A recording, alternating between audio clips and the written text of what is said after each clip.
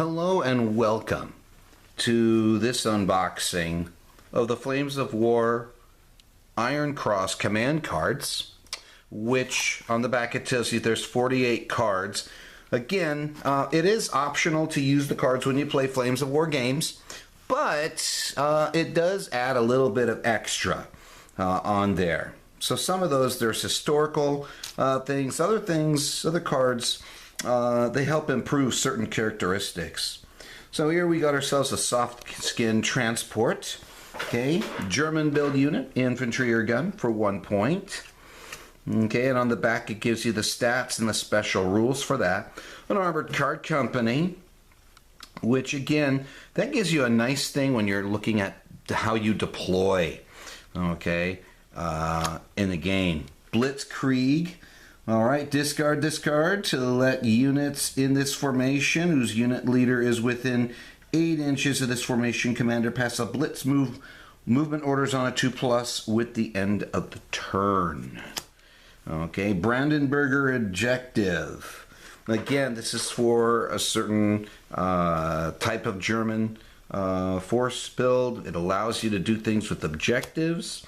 Radio intercepts, that allows you to move artillery, ranged in markers.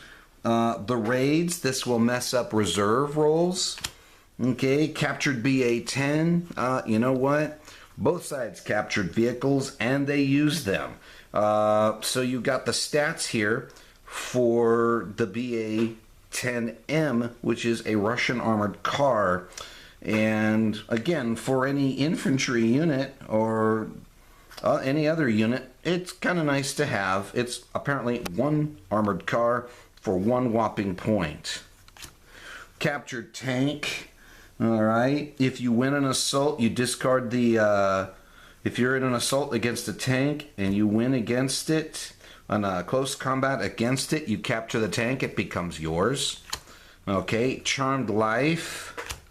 Clever Hans, which is a Tiger platoon buff, if you will, in terms of cross checks. Clever Tactics, okay. This is for the Panzer III Tank Company. The Croatian Rifle Company. Remember that it wasn't only the Germans who fought on the Russian front. You had other nationalities fighting there as well, like Italians, Romanians, Hungarians, Bulgarians, and you also had Croatians there as well. Cut them down. Again, some of these cards are very similar to command cards you'd find in other packs. You can check out my videos for that. I also looked at the Iron Cross source book as well. Again, you can check that out so you can get a little bit more detail, because that's what these cards are meant. They're meant to augment the builds that you get in the Iron Cross. This time period, it covers mid-war, 1942 to 43. Basically, from if you're thinking about like spring 42 all the way to about spring 43, roughly, give or take, because by the time, you know, summer of 43 came, you had Kursk, and there were already other tanks on the scene. You had Kursk, which is a very large tank battle. So I'm going off track here. Let me continue on here. You have Deadeye, Deadly Gunner, Diversionary Tactics, Elite Crew. Ooh. Okay, again, for a Panzer III Tank Company. Okay, every shot counts. The Fast Company. The Germans called it the Schnell. Okay, and these guys, this Fast Company, it tells you what it can contain, and it is for 3 points. The organization of this, I believe, is a bit different than your standard Grenadier Company, which Grenadier was a title that Adolf Hitler gave his troops, I believe, in either late 42 or early 43, meant to be a morale booster. Okay, Ferocious Valor. Fortify the building. Ooh, nasty, especially when you're looking at Stalingrad. Fortifying the buildings to make it harder for the enemy to get to you. Forward Scouts. Okay. Really, really useful when you're on the move and you want to remain gone to ground, which is great for a Panzer II tank platoon. The Gebirgsjäger Company, mountain troops. These guys are mountaineers, so the mountaineer rule applies to them. Goliath remote control bomb. Think of it as a small remote controlled tank. It's wired remote, so you had the wires protruding out of it. This little miniature tank was filled with explosives, and the German engineers would guide it out to whatever position on the Russian front, wherever Russian position there was, and then detonate it. Of course, the Russians started to become aware of this, and they would shoot at it to detonate it prematurely. Hidden in plain sight, the Jaeger Company. Okay, it's the light rifle divisions. Okay, and they have their own variation of organization. A looted KV-1, that would be a nice car to have. A little pricey at 10 points, but what you're getting, if you're getting the KV-1E, which is, it's bigger, it's a little bit less reliable compared to the KV-1S, but the advantage the KV-1E has, it has basically the armor stats of a Tiger 1.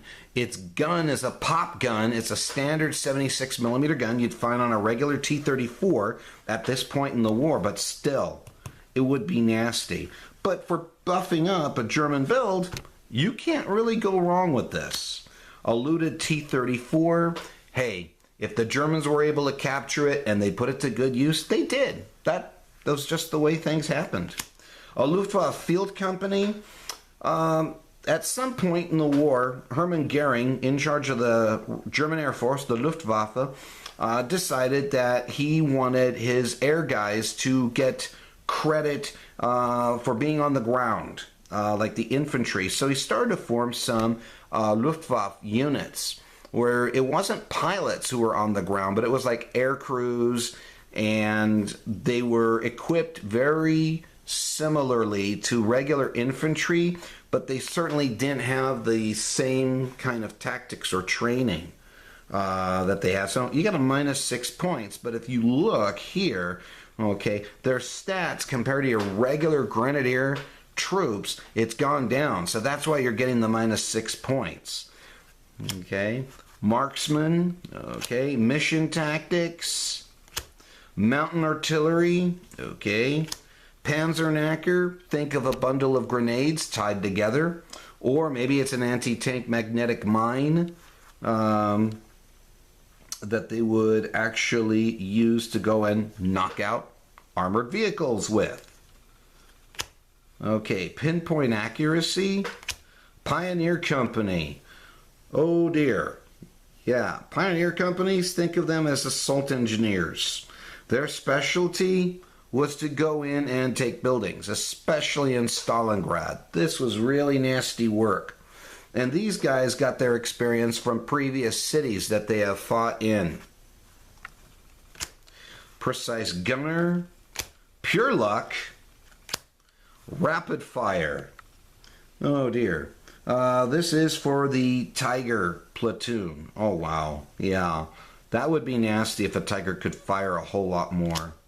Roll over them sounds squishy. Schnell, that means fast. That means the unit passes blitz moves on a 2+. That's for 4+. That's a very nice thing. This is for the Tiger Company again. An SS Grenadier Company. So now for the first time in 4th edition, Flames of War, mid-war, we're now seeing SS troops in there. You pay a hefty 8 points, but the motivation is now fearless. Okay.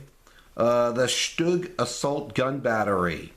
The Sturmgeschütz was a tank destroyer that was mounted on a Panzer III chassis, very low in terms of silhouette, and it was cheaper to produce than a regular turreted tank, so it became pretty popular, and it was definitely a support for the infantry, and even the panzers relied on them for support. Trench fighter, Albert Dressel.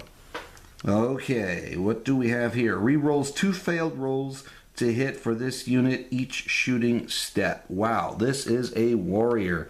German 3 tank platoon, Panzer 3 tank platoon, Panzer 4 tank platoon. Wow. Joseph Sepp Allerberger.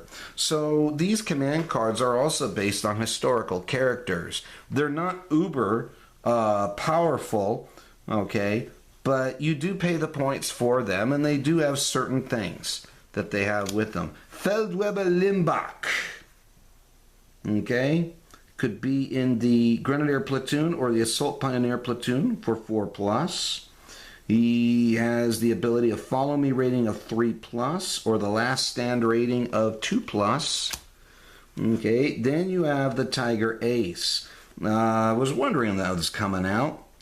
So if you have a Tiger Heavy Tank platoon, you pay this, you roll a die to see which of these that you have. That's each Tiger has a set of skills, I guess. No, Elite Tigers. Okay. And then you have the Panzer Ace, which you could use for the Panzer IV or the Panzer III, which makes sense because it's reflecting the experienced panzer crews you had at that point in the war. So as the war went on, you had fewer and fewer of those experienced panzer crews because, especially on the Russian front, casualties were mounting. All right, so this is my take on the Iron Cross command cards. Definitely a worthwhile addition for your Iron Cross book. I hope this benefited you. Take care and God bless.